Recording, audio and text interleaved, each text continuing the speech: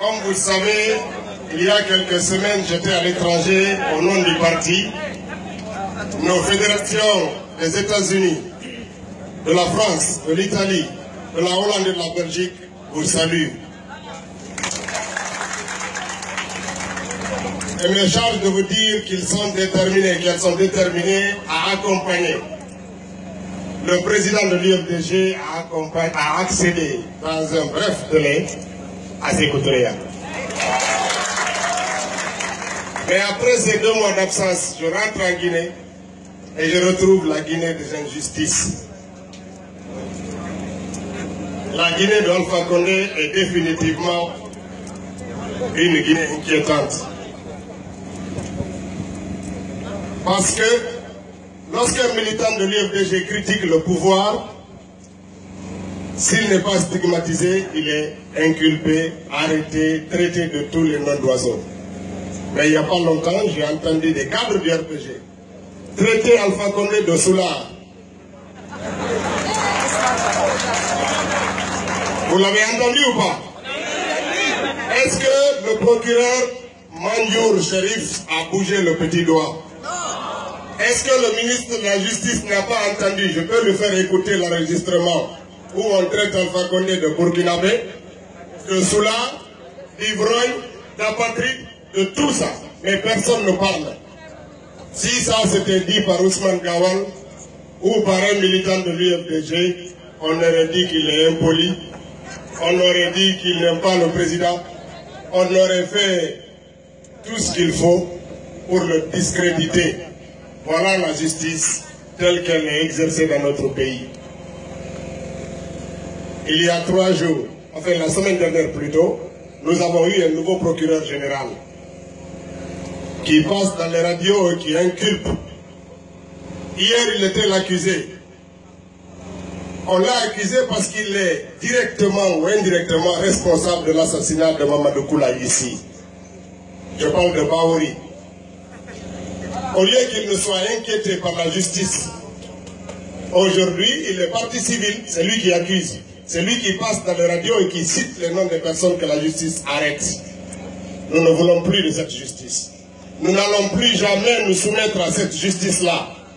Il faut qu'ils comprennent que l'UFDG ne va pas continuer à collaborer avec une justice illégale, une justice partiale, enfin impartiale, qui agit sous les ordres d'un pouvoir discrédité, parce qu'il n'arrive pas à faire face aux problèmes des Guinéens, aux problèmes de la cherté de la vie, de la croissance économique, de l'emploi, du traitement des Guinéens du point de vue de la loi de façon équitable. Nous ne voulons plus nous soumettre à cette justice-là. Il faut que cela soit clair. Et le clou de tout cela, c'est ce qui s'est passé hier à l'Assemblée nationale, où pour la première fois, j'ai vu Damaro se lever, dicter que tel n'est plus président de telle commission, et il décide que c'est un autre le président de la commission. C'est une démarche qui est illégale, à laquelle l'UFDG ne s'associe pas. Et il faut que ça soit clair que toutes les démarches entreprises à l'Assemblée, même quand c'est voté, parce qu'ils ont la majorité pour le voter, l'UFDG n'est pas d'accord. Mais, comme c'est le vote, quelquefois leur vote s'impose à nous. Mais nous le dénonçons et nous continuerons à le dénoncer. Est-ce que l'UFDG va continuer à soutenir l'injustice? Est-ce qu'on va se plier aux injonctions d'une justice aux ordres? Alors, quand on sait que notre chef d'État n'a pas grand-chose à faire, qu'est de prendre un avion à 500 000 $, juste pour faire une photo avec Poutine et de revenir à Conakry près de lui. On est fatigué. Alpha Condé, il faut arrêter de sortir l'argent pour des voyages inutiles. Le peuple a faim. Le carburant est cher. Le riz est cher. 250 000 francs le sac de riz, 400 000 francs le sac de sucre. Nous sommes fatigués. Et tout le monde suit ce qui se passe au Mali, à Mali-Yemberin.